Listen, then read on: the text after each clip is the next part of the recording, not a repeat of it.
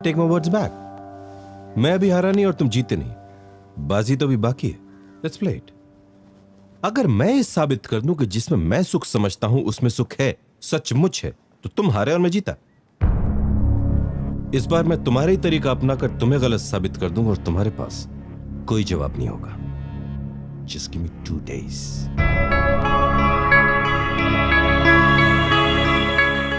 Sir वो पहले से ही डिफरेंट है। बचपन में ही उनकी माँ गुजर गई और पिताजी के साथ उनकी सोच नहीं मिलती। मुझे सुबोध के दोस्तों के और उनके कलीग्स के नाम और फोन नंबर्स मिल सकते हैं? He is a religious man. अपने पापा के सामने बोल नहीं पाता बेचारा, पर पापा का मन रखने के लिए ही अब तक संसार में है, वरना कब का संन्यास ले लिया होता। जब तक मैं आपसे ना कहूँ, आप प्लीज उन्हें ये मत बताना कि ये सब आपके कहने से हो रहा है।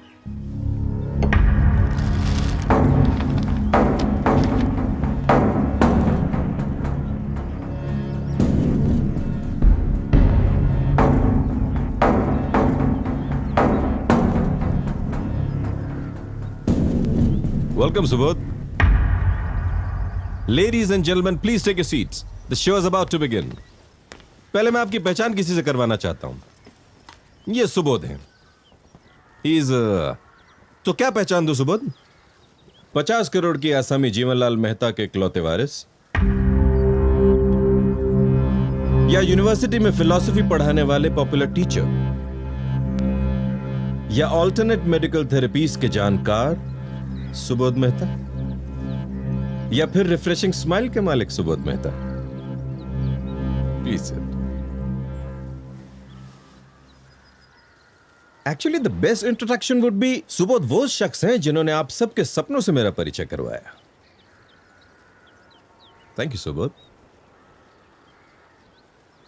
वैसे सुबोध, एक आदमी का परिचय मैं तुमसे भी कराना चाहूंगा जिसने तुम्हारे लिए बहुत सारे सपने देखे। Meet your father, Jeevanlal Mehta.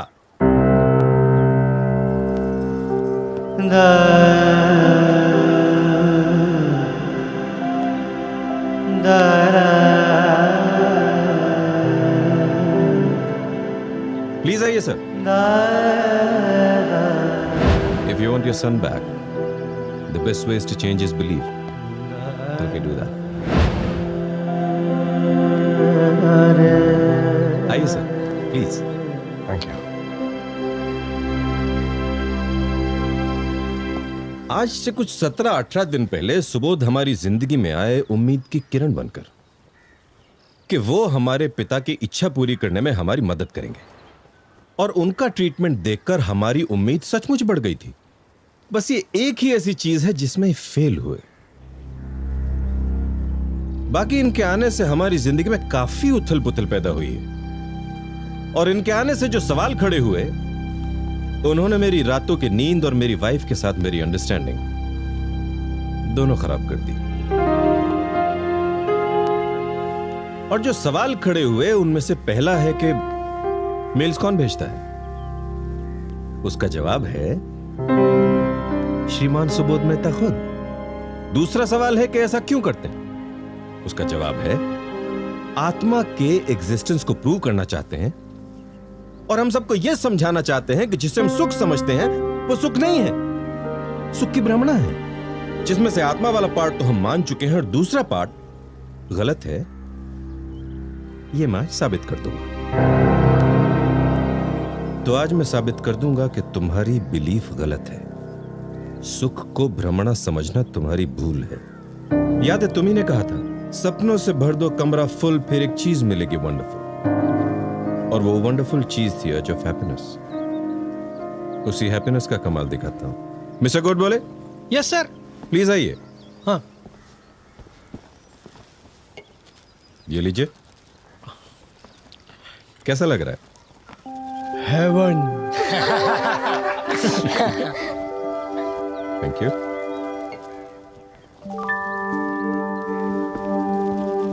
ये छोटा सा सुख था। मिस्टर नचिकेत। Yes, sir. आपने मुझसे कहा था कि आपका सपना है कि हमारे ही ऑफिस में काम करने वाली मिस महात्रे से आपका रिश्ता जुड़े।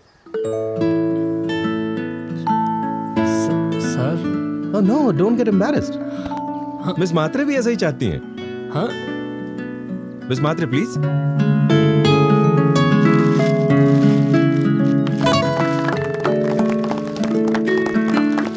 देखिए इनकी आंखों में प्यार देखिए, खुशी देखिए। मिस्टर श्रीनिवासन, यस सर, मेरा घर का सपना पूरा होने जा रहा है। अब आप छोटी सी चौल में नहीं रहेंगे। मेरी ऑफिस के नई ब्रांच में आप मैनेजर होंगे। आपकी सैलरी 85,000 रुपीज से बढ़ाकर 1,15,000 की जाती है और आपकी 10 साल की सेवा को ध्यान में रखते हुए आपको इंटरेस्ट फ्री लोन दिया जा रहा है 15 लाख रुपए का। Thank you sir, thank you, thank Oh, you. no, no, no. Don't thank me. You fully deserve it. Please sit. हाँ तो mister Subodh Mehta, now prove it to me that I'm wrong. ये सब लोग जो इस समय अनुभव कर रहे हैं सुख का, वो सुख नहीं, ये भ्रम है। Prove it. और मैं कहीं सुनी नहीं, खुद के अनुभव की बात कर रहा हूं। और सिर्फ मेरी या इन लोगों की नहीं, इस दुनिया के मैक्सिमम लोगों की बात कर रहा हूं। इस सुख को कैसे झुटला सकते हैं आप?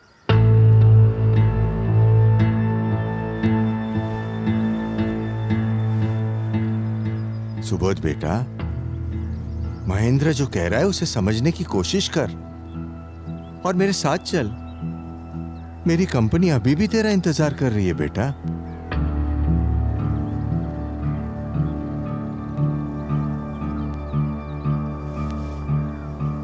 फर्स्ट ऑफ ऑल मेरे पापा को यहाँ लाने के लिए तुम्हें थैंक्स बोलना चाहूँगा महेंद्र। You're welcome. यहाँ हो सकता है पापा मेरे मन की बात सुने और उसे समझने की कोशिश करें। अगर तुम सही साबित हुए तो। अगर मैं गलत साबित हुआ तो आपकी इच्छा जरूर पूरी होगी पापा। मैं आपकी कंपनी ज्वाइन कर लूंगा। पर कहीं मेरी बात अगर सही साबित हुई तो महेंद्र तुम भी अपनी जिद छोड़कर अपने पापा की इच्छा पूरी करना। कौन सी इच्छा? वो मैं तुम्हें बाद में बताऊंगा। मेरा सपना साकार हो रहा है। अभी कहूंगा तो तुम्हें ऐसा लगेगा कि अपना पॉइंट ऑफ व्यू स्ट्रांग करने के लिए तुम्हारे पापा का सहारा लिया। और मैं ये चाहता हूं कि आप मेरी बात से तभी सहमत हों जब आपको मेरी बात सही लगे। हालांकि मुझे पता है कि ये काम मुश्किल है, पॉपुलर बिलीफ से एकदम ही विपरीत है, और मेरी बात सही लगे तो भी शायद अच्छी ना लगे, ऐसे भी चांसेस हैं। लेकिन कोई बात अगर सच्ची हो तो उसमें इतनी ताकत अपने आप आ जाती है कि वो सबके दिलो दिमाग पर असर छोड़ जाती है। और मैं सुख की ऐसी ही ठोस सच्चाई से अपनी बात शुरू करना चाहूँगा। सुख एक ऐसी वंडरफुल और मज़ेदार फीलिंग है कि हम उससे कभी अलग होना नहीं चाहते। सुख की चाह हमेशा हमारे दिलो दिमाग पर छाई रहती है। सपनों से भर दो कमरा फुल, फिर एक चीज मिलेगी wonderful, the urge of happiness in every living being. तो क्या सुख की सर्वमान्य व्याख्या ऐसी कर सकते हैं कि सुख वही है जिससे हम कभी ऊब ना जाएं, कभी जी ना भरे? अग्रीड। पापा, हाँ, एवरीबॉडी,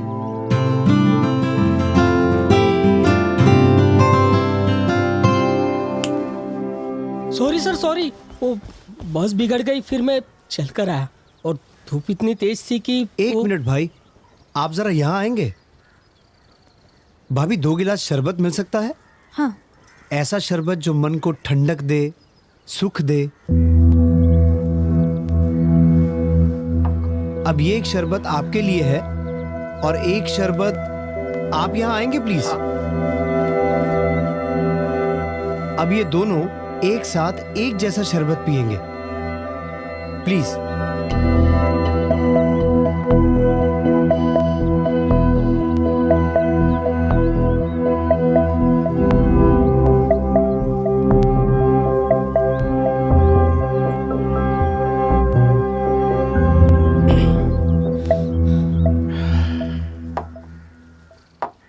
अब इन दोनों में से किसको ज्यादा सुख मिला?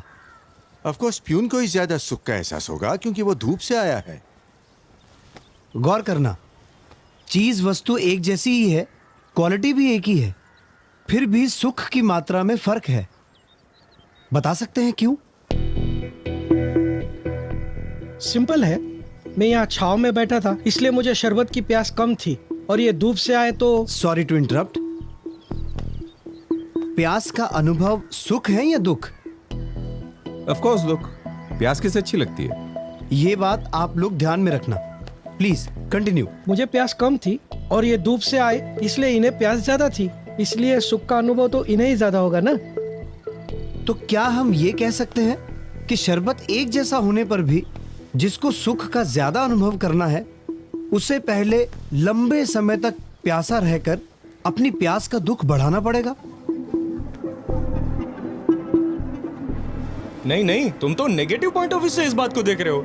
इसमें नेगेटिव या पॉजिटिव पॉइंट ऑफ व्यू की बात ही नहीं है कैनल। मैं तो यूनिवर्सल लॉज की ही बात कर रहा हूं। बताओ, मैं सही हूं? करेक्ट। तो अब इस सुख की बुनियाद क्या है? शरबत या प्यास का दुख? उसकी प्यास का दुख।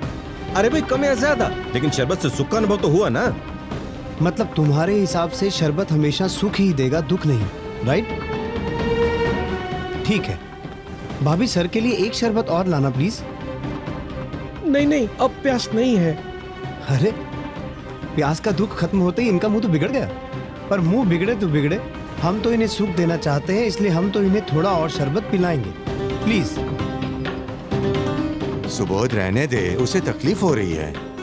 मगर शरबत तो okay okay, I am convinced. मतलब जितना प्यास का दुख उतना ही सुख, उसके बाद तो उल्टा उसी से दुख। इनका बिगड़ा हुआ मुंह हम सबने देखा, राइट महेंद्र? ठीक है, आप लोग जाइए, थैंक यू। अब आप मिस्टर जिनका चौल से फ्लैट में शिफ्ट होने का सपना है, यहां और कोई है जो झोंपड़े में रहता है? हाँ, मैं। आप खुश हैं झोपड़े में? नहीं साहब, घर एक हो पर घर पक्का हो, इसीलिए मेहनत कर रहा हूँ। तो जब तक घर पक्का बन नहीं जाता, उसकी इच्छा आपको सुख देती है या दुख? दुख। बैठिए। अब बताओ महेंद्र, इच्छा में सुख है या दुख? ओके। अब और कोई जो फ्लैट में रहता हो लेकिन बंगलों में जाना चाहता हो? Sir, me and I am also working very hard for it. तो अब बताओ, किसको ज्यादा सुख मिलेगा? तीनों को अलग अलग घर चाहिए, तीनों उसके लिए पूरी मेहनत भी कर रहे हैं। एंड जस्ट इमेजिन कि उनको अपना मनचाहा घर मिल जाता है, तो घर में पहला कदम रखते ही सबसे ज्यादा सुख किसको मिलेगा? भाभी? तीनों को एक जैसा ही सुख मिलेगा। क्यों? घर की क्वालिटी और घर की कीमत तो अलग अलग है। हाँ, फिर भी तीनों की चाह तो एक जैसी है ना, तो सुख भी एक जैसा ही मिलेगा। मतलब घर की क्वालिटी अलग अलग, फिर भी घर पाने की इच्छा और मेहनत की पीड़ा एक जैसी होने की वजह से पीड़ा के शमन का आनंद भी एक जैसा। हाँ, लेकिन घर सुख तो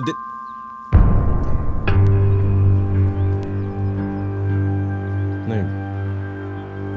go on, you right. Mahendra, साधनों से सुख मिलता ही नहीं है ऐसा नहीं कह रहा हूं, लेकिन सारे सुखों की बुनियाद दुख ही है। गौर करना। नाउ मिस्टर आशिक, सॉरी, आपकी पर्सनल लाइफ में मुझे दखल नहीं देना चाहिए, पर क्या ये प्यार वाला अनुभव आपको पहली बार हुआ है? हिचकिचाइए मत।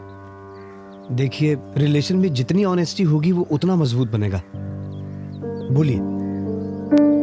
जी, इससे पहले मेरा एक अफेयर था। तो क्या उस वक्त भी आपको ऐसी ही फीलिंग हुई थी?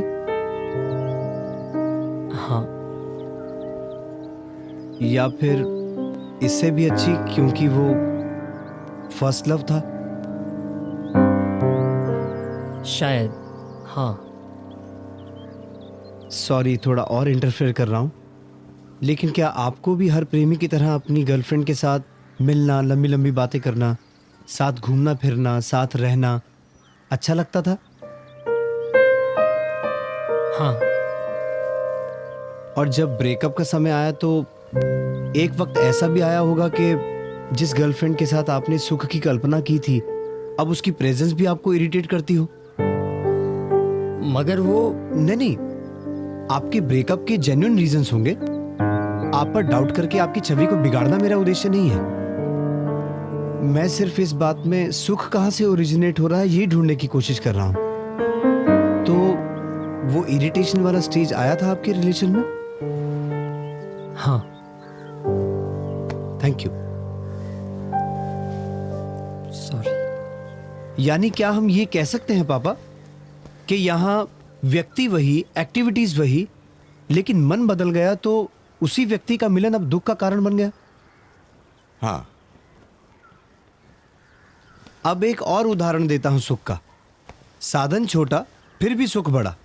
महीने में 3,000 रुपए कमाने वाले मजदूर को 50,000 की लॉटरी लग जाए और महीने में 10 लाख रुपए कमाने वाले आदमी को 1 लाख की लॉटरी लगे, तो कौन ज्यादा खुश होगा? ऑफ कोर्स मजदूर, क्योंकि 50,000 रुपए उसके लिए बहुत मायने रखते हैं, जबकि दूसरे आदमी के लिए 1 लाख रुपए इतनी बड़ी रकम नहीं है। करेक्ट। यानी कि गरीब आदमी जो उस 50,000 के लिए खून पसीना बहा रहा था, मेहनत मशक्कत कर रहा था, उसके लिए झुलस रहा था, उसे उतना सुख मिला। लेकिन श्रीमंत आदमी की तड़पन 1 लाख रुपए जितनी छोटी नहीं थी। उस बेचारे को तो शायद 50 लाख रुपए मिलते तब जाकर सुख मिलता। राइट पापा?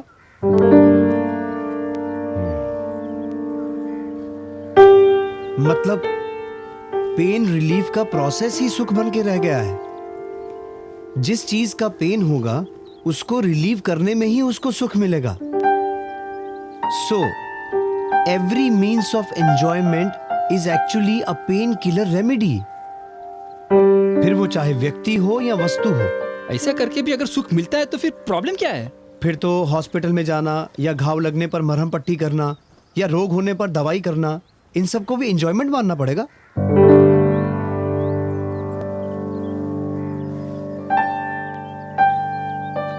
अब एक उदाहरण और देना चाहता हूं, जहां व्यक्ति एक है, चीज एक है, पर सुख अलग अलग है। वो सर कहां हैं जिन्हें रसगुल्ले में हेवन दिखा? Yes sir. लीजिए। हाँ।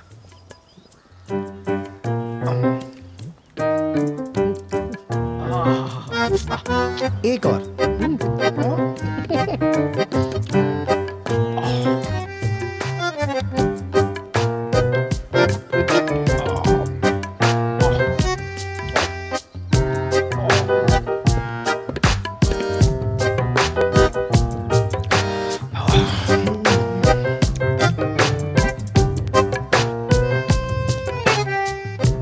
एक और लीजिए।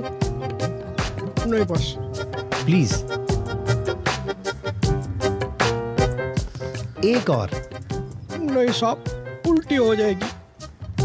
श्योर नहीं चाहिए? नहीं सर। ठीक है, थैंक यू, आप बैठिए। मतलब जैसे जैसे तृष्णा का दुख घटता गया, सुख भी घटता गया, और जैसे ही तृष्णा का दुख गायब, सुख भी गायब, उल्टा दुखदायक बन गया। इससे प्रूव होता है कि सारे भौतिक सुख वस्तु आधारित या व्यक्ति आधारित नहीं, बल्कि दुख आधारित होते हैं। अगर भौतिक सुखों को पाना है तो पहले दुखों को जमा करना पड़ता है, प्यास और तृष्णाओं में झुलसना पड़ता है, तब कहीं जाकर उस दुख को हल्का करने का प्रोसेस एंजॉयमेंट बन पाएगा। अब बताइए, ऐसे भ्रामक सुखों के पीछे दौड़ते दौड़ते क्यों अपना सारा जीवन यूं ही गवा देना? नहीं नहीं, यूं ही कैसे? जो लोग सक्सेसफुल होते हैं, मेहनत, बुद्धि और लगन से सक्सेस हासिल करते हैं, उनके जीवन को यूं ही गवा देना कैसे कह सकते हैं? ठीक है, एक नजर ऐसे सक्सेसफुल लोगों की जिंदगी पर भी डाल लेते हैं। होता यह है कि बचपन में खिलौनों में सुख दिखता है, थोड़ी समझ आते ही दुनिया को नए नजरिए से देखने लगते हैं। तब खिलौने छोड़कर यार दोस्त, होटल, सिनेमा, प्यार, मोहब्बत, इन सब में ही दुनिया भर का सच्चा सुख है ऐसा मानने लगते हैं। पर मैच्योरिटी आते ही सेफ एंड सिक्योर भविष्य में सुख नजर आने लगता है। फिर डिग्री, नौकरी, बिजनेस, बीवी बच्चे, परिवार, ये सब जमाने में ही सही सुख लगता है। ये सब मिलता है तो अगली स्टेज में best in business and best in society बनने की कोशिश रहती है। और जैसे तैसे मेहनत, मशक्कत, टेंशन, रिजेक्शन, एडजस्टमेंट, ये सब करते करते सब पा भी लें तो तब तक उम्र निकल जाती है, शरीर लड़खड़ाने लगता है। तब परिवार से सच्चा सुख मिलेगा ये सोचते हैं, पर तब तक तो उनकी अपनी सुख पाने की यात्रा शुरू हो चुकी होती है। उसमें चाहते हुए भी वो आपको कितना समय दे पाएंगे? अब बताओ महेंद्र, इस पूरी जीवन यात्रा में कहीं भी किसी भी वस्तु या व्यक्ति की वजह से कहीं भी ऐसा सुख मिलता है जिससे हम कभी ऊब ना जाएं, जिससे कभी जी ना भरे? ऐसा सुख मिलता है?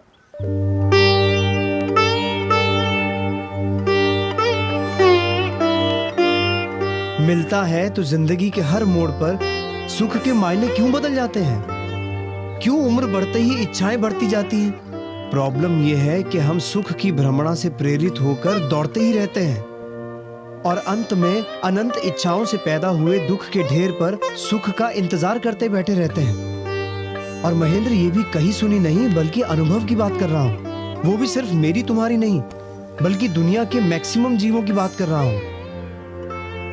आप ही बताइए पापा, इसमें कहां है सुख? आपकी कंपनी में मिलेगा मुझे सच्चा सुख? और ये सब सुनकर क्या आप लोगों को भी ऐसा लगता है कि इस भौतिक विश्व में किसी ने भी इंद्रियों के भोगों के साधनों से कभी ऊब ना जाए ऐसा सुख पाया है?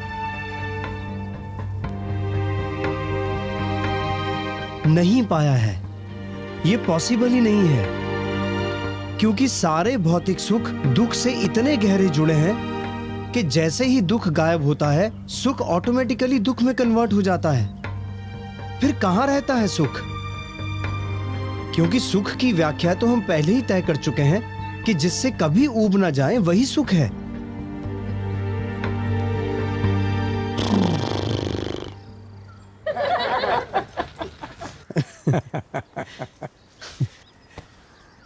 आई नो बाबू भाई, तकलीफ होती है। अच्छा नहीं लगता जब कोई आपके जीवन भर के बिलीफ को तोड़ दे, झुठला दे। पर सच को नजरअंदाज करोगे तो बेवकूफी होगी। I know it is difficult. हमारी बुद्धि उसे मान भी ले लेकिन ईगो उसे स्वीकारती नहीं है। पर भ्रमणाओं में जीने में नहीं, सत्य को स्वीकारने में ही समझदारी है। He is right. हाइला, महेंद्र बाबूजी बोले। बाबूजी, अरे सुबह, thank you very much, thank you very much. अरे वाह, चमत्कार हो गया। बापूजी,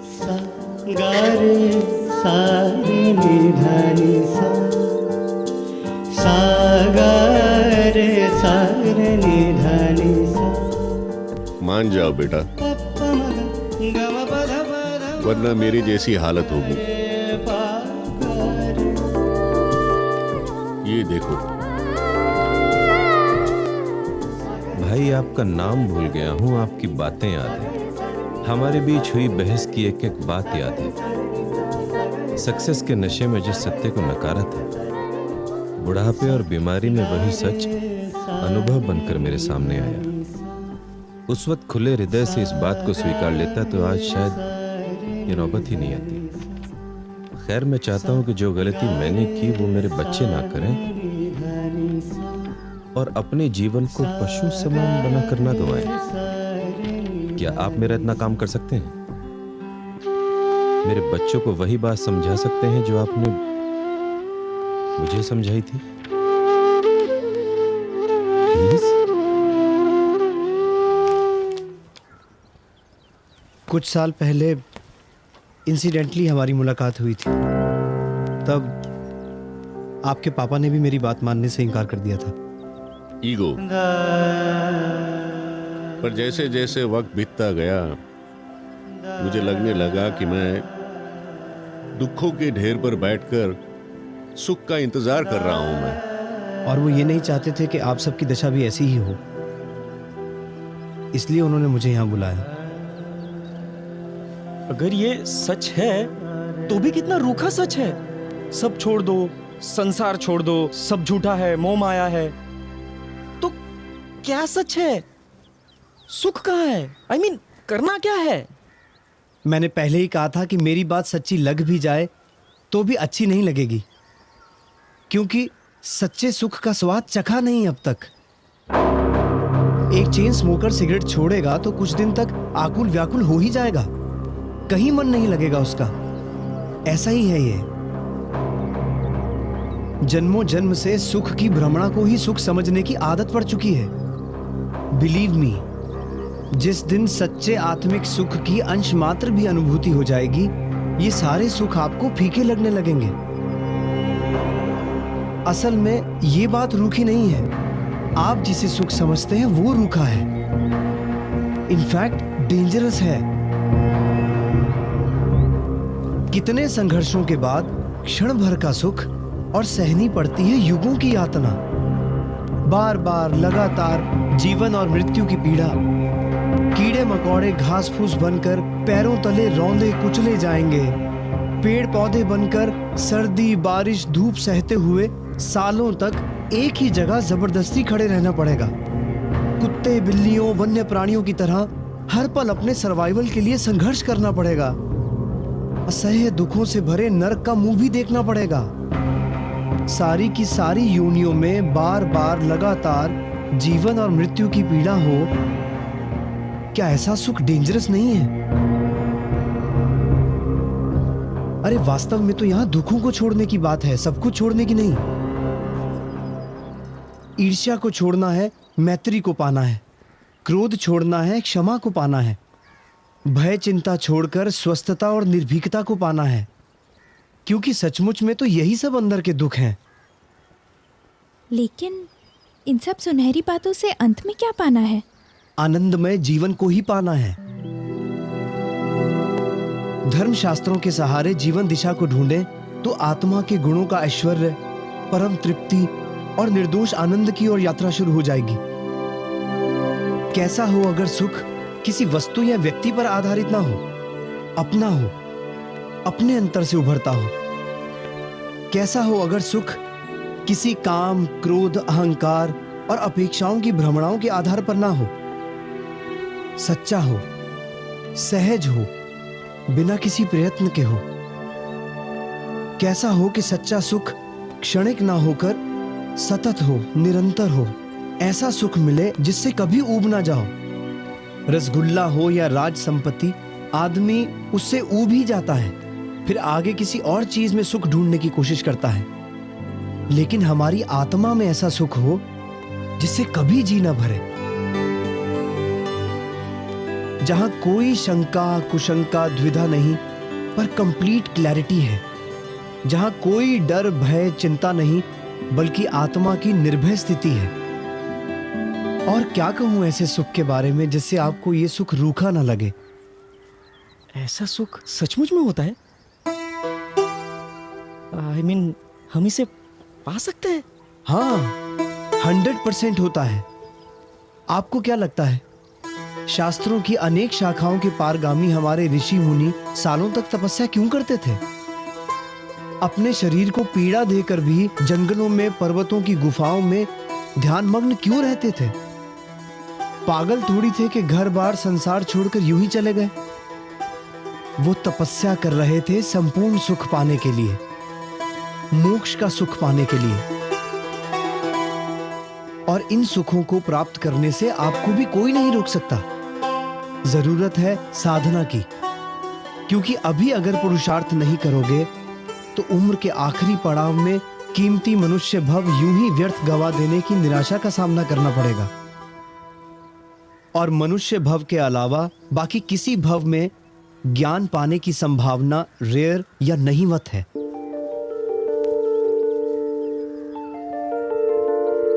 आपको क्या करना है? महेंद्र, सोच लो। मोक्ष नाम की वंडरफुल चीज चाहिए या इसी दुख आधारित सुख की भ्रमणा में ही जीते रहना है?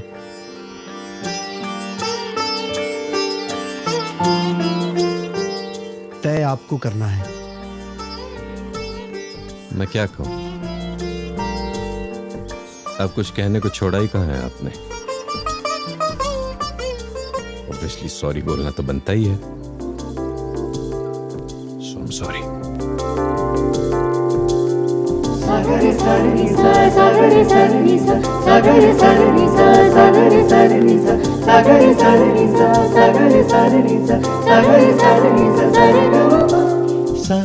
और अब ये भी बता दो कि आगे क्या करना है इस मोक्ष नाम की वंडरफुल चीज को पाने के लिए। मोक्ष शिखर तक पहुंचने के लिए ज्ञान के ऐसे कितने स्तर पार करने होंगे, उन्हें पार करने की तरकीब क्या है, और एक एक स्तर पार करने से क्रमशः कैसे आत्मा का दुख घटता जाएगा और सुख बढ़ता जाएगा, ये सब देखना समझना हो तो पधारिए सत्य शोधक दृष्टि से पूर्ण ज्ञान की यात्रा। आध्यात्मिकता व धार्मिक समाचारों के लिए सब्सक्राइब करें आध्यात्मिक दर्पण, एक कदम अध्यात्म की ओर।